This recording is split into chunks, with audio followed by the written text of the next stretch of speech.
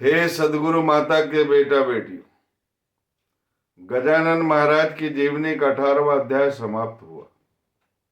आपने सभी कथाएं प्रेम पूर्वक सुन लिए। आपके भाग्य की कल्पना शेष नाग भी नहीं कर सकते, क्योंकि आत्मज्ञानी संत के अंदर पूरे 33 कोटि देवता विराजमान रहते और आत्मज्ञानी संत से श्री हरि बहुत प्रसन्न रहते, जो उनसे भिन्न नहीं है।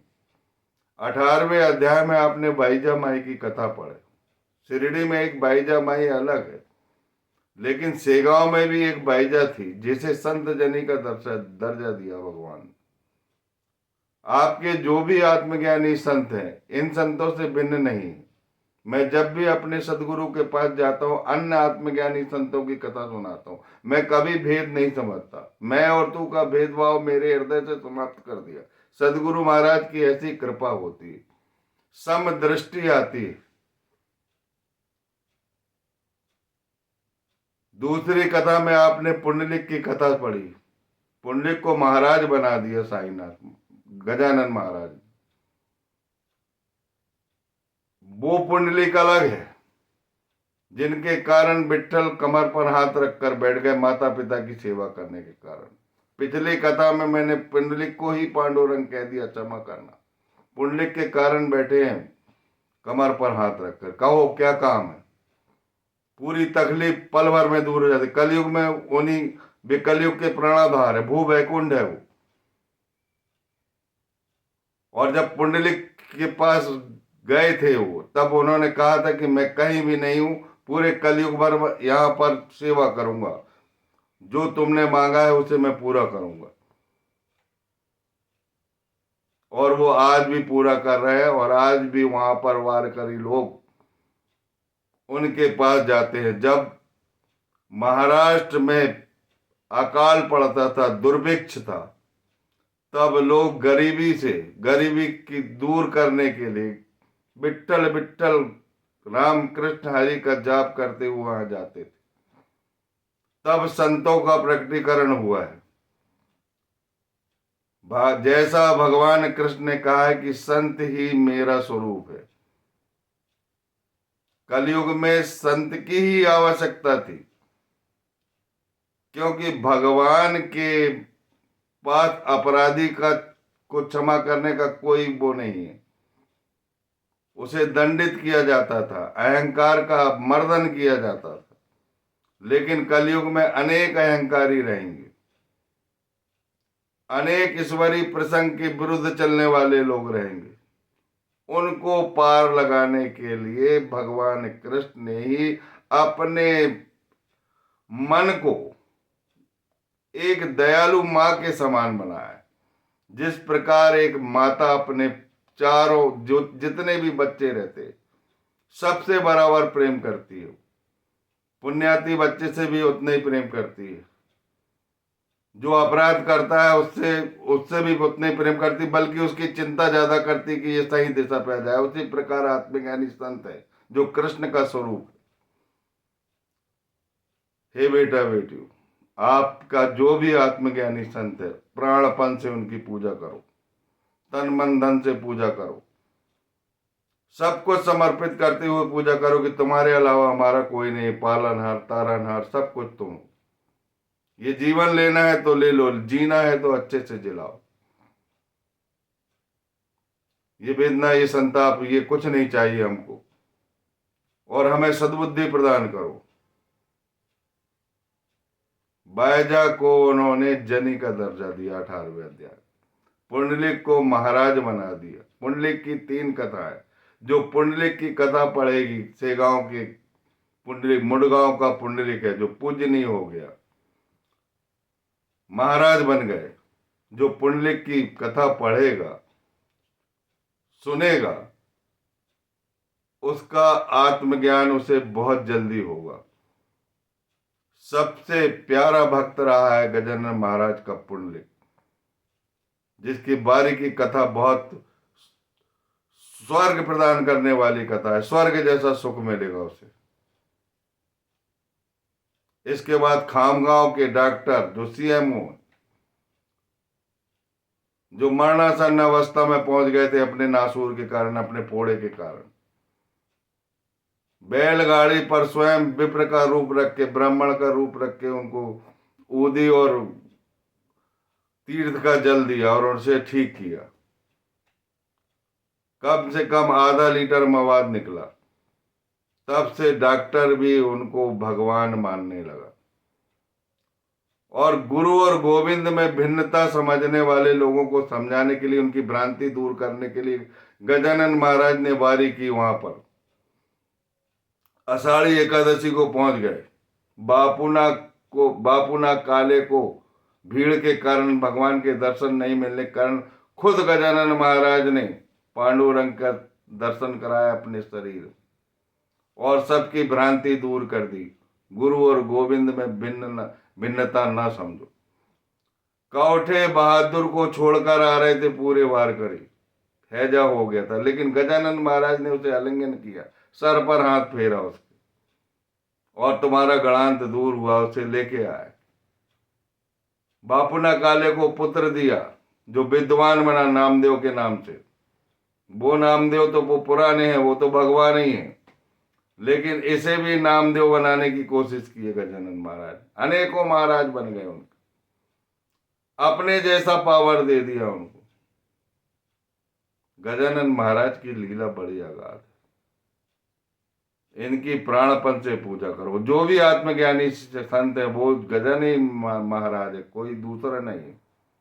मेरे सदगुरु तो साईनाथ महाराज है, लेकिन उन्होंने मुझे उपदेश दिया कि सब संत में मैं हूं, सब संतों का वो करिए,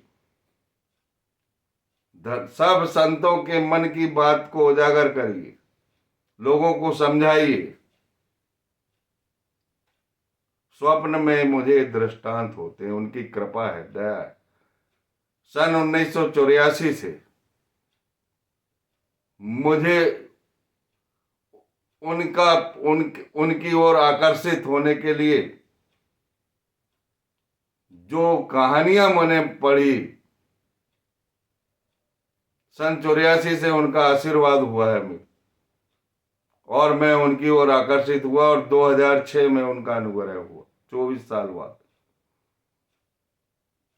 और 2006 के बाद स्वप्न का सिलसिला चला, और 2024 से, अप्रैल 24 से मैं ये कथाएं कह रहा हूं। ये उनकी कृपा, उनका आशीर्वाद है। मैं उन्हें जब भी मैं शिरडी जाता था तो अन्य संतों की कथा सुनाता था,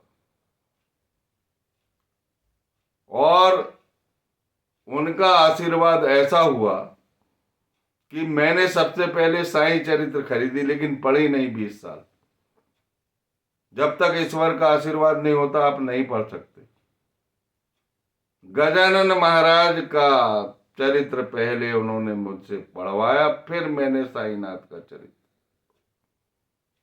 और साईनाथ का चरित्र का व्याख्यान मैंने पहले किया है मौखिक तौर से, और गजानन चरित्र का व्याख्यान साईनाथ महाराज ने मुझसे करवाया। ये संत शरीर से अलग अलग हैं, लेकिन आत्मा एक ही है। और ये सारा संसार, जो आदमी एक आत्मा समझता है उसे ही ज्ञान प्राप्त होगा, नहीं तो वो भटकता रहेगा।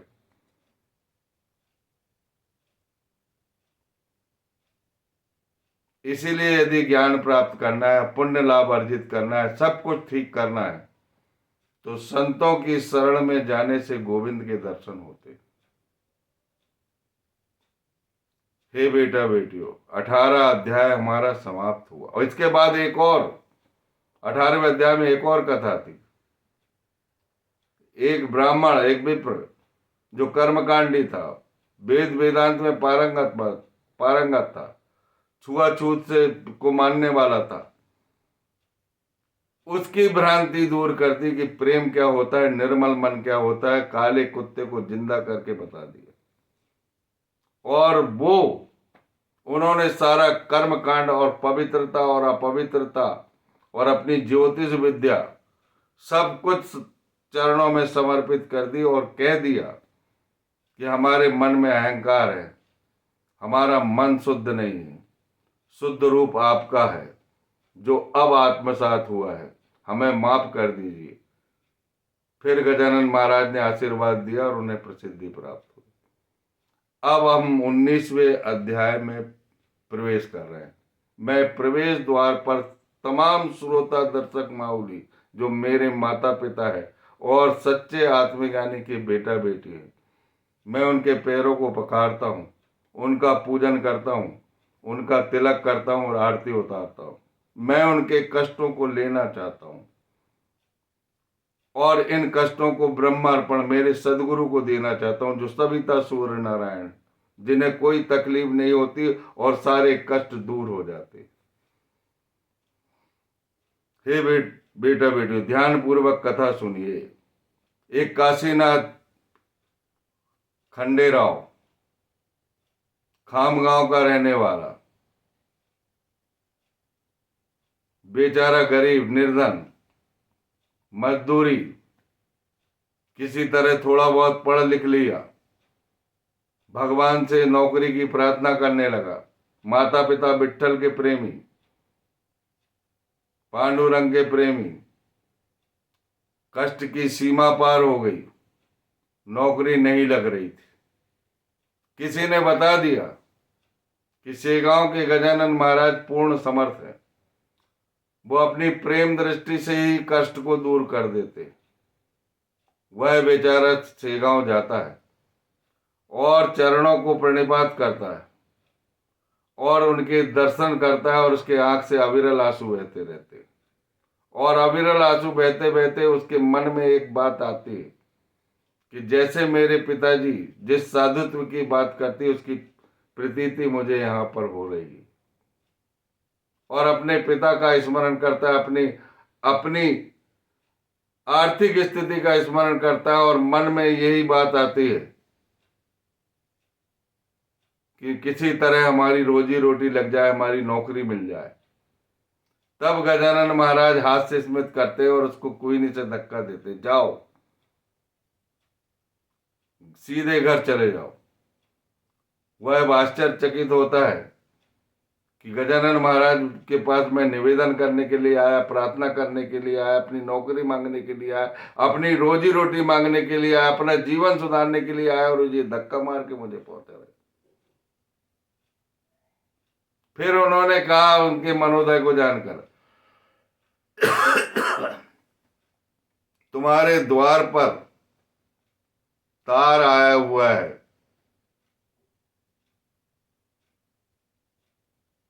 तार तुम्हें मिलने वाला है। तब वह जान गया कि कोई ना कोई बात जरूर है और वापिस आता है। तो जैसे ही पहुंचता है तो द्वार पर पोस्ट ऑफिस का एक जो तार घरों घर पहुंचाता है वह मिलता है और तार उसे हाथ में देता है। जैसे ही वो तार खोलता है तो उसमें नौकरी का आदेश उसे मिलता है, मुंसफी की नौकरी उसे दी जाती है, ऐसा आर्डर उसे प्राप्त होता है। वह मन ही मन गजानन का जयकारा लगाता है और उसके आंख से आंसू बहते आनंद के। ऐसे है गजानन महाराज। हे बेटा बेटू जिनकी नौकरी नहीं लग रही है, आत्मज्ञानी संत को मनाइए और इस कथा को प्रेम पूर्वक सुनिए। जो इस कथा को प्रेम पूर्वक सुनेंगे, ऐसे बेरोजगार बच्चे को जिसे नौकरी की तलाश है, जिसे रोजी रोटी की तलाश है, उसे नौकरी मिलेगी। नौकरी के लिए ये कथा आप तक मैं पहुंचा रहा हूं, इसे आत्मसात करिए और अपने सदगुरु को मनाइए, आत्मज्ञानी सदगुरु को मनाइए कि हमें नौकरी दे दीजिए, आपको अवश्य नौकरी मिलेगी। बोलिए गजानन महाराज की जय।